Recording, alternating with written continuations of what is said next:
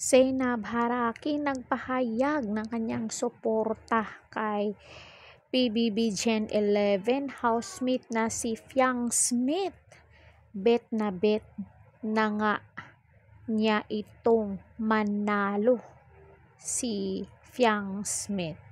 Nagpahayag ng suporta ang social media influencer na si Zainab Haraki sa PBB Gen 11 housemate na si Fiang Smith sa isang video kung saan nabanggit ni Fiang na idol niya si Zainab, ay nagkomento ito ng BBS Fiang na agad namang na-screenshot ng mga netizen.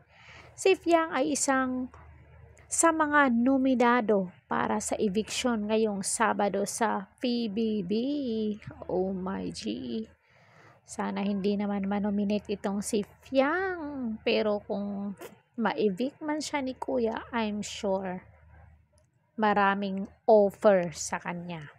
So magbasa tayo ng mga comment. Manalo matalo, sisikat si Fiang. Hindi man ako masyadong nakapanood sa PBB pero gusto ko si Fiang.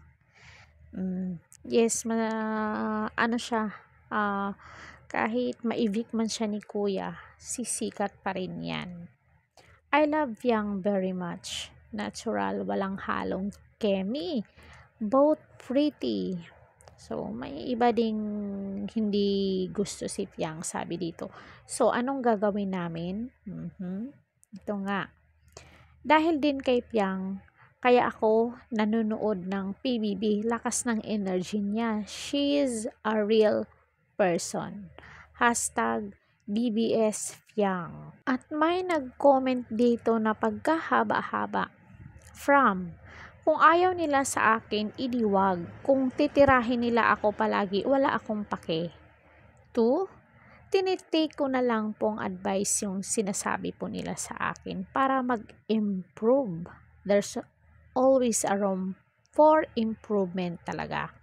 Kapag ina-admit mo sa sarili mo na nagkamali ka din, ang mahalaga, hindi sarado ang isip mo sa mga pwede mo pang mabago. I don't say na you're a bad person, but just busy of your flaws.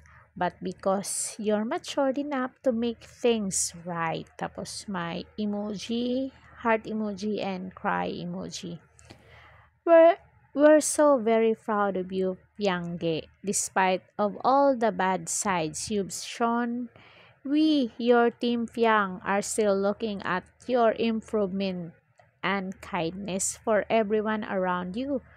Don't you ever regret everything you did just to show who you really are. For being true, dahil doon ka minahal ka ng taong bayan sa pagpapakatotoo mo sa sarili.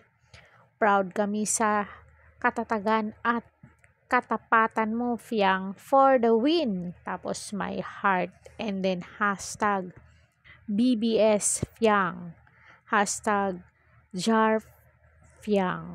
So, ang daming nag-ano dito. Tapos may reaction siya na 55, and then may nag-comment din dito sa post na to. Sabi, tama. So, kung ma-evict man si Fiang, I'm sure marami nang nag-aantay sa kanyang mga project, and then I'm sure sisikat pa to ng lalo kasi ang daming nagmamahal sa kanya. So yun lang mga marites, kung nagustuhan nyo ang video to, don't forget to like, share, and subscribe. Kung bago pa lang kayo dito sa aking channel, don't forget to hit the notification bell para updated kayo lagi. Caridad Official TV. Hanggang sa muli. Thank you so much.